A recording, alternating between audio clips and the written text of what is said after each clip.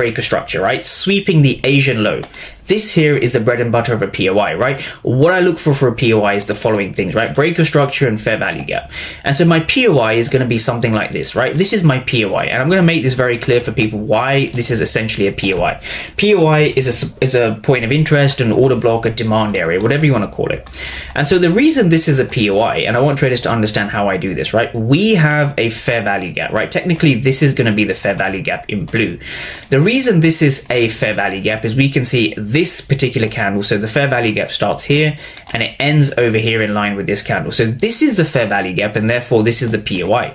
To give us some more context or confirmation to validate this POI, we see a large amount of liquidity over here. Right, so this gives us indication. This is inducement. So inducement, simply for those who don't know that, inducement is very simply liquidity drop before a POI. So when price comes into a POI, we're looking for price to tap into the POI before potentially reversing that trend and heading higher. And we're going to be going through exactly what happens in this region, right?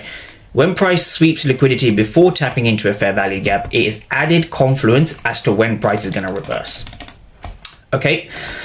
So let's just take this over to the right and see what we have, right? So price taps into this POI coming into the next week. And so a quick tip on this, right, is if I just replay price, what we're looking for, right, is I often have my POIs marked out that are unmitigated, right? This is an unmitigated POI from the previous week, Thursday, Friday, and then the following Monday, Tuesday, we hit into this POI. And this is where we're going to be going through a trend reversal.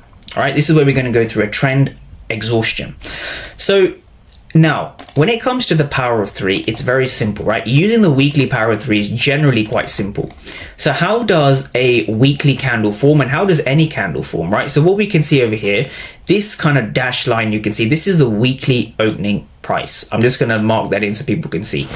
This here is the weekly opening price. And so you want to ask yourself one question. If the market is below the weekly opening price, should you be buying or should you be selling? This is a question which I ask myself, and I want all the students, I want everyone to think about this.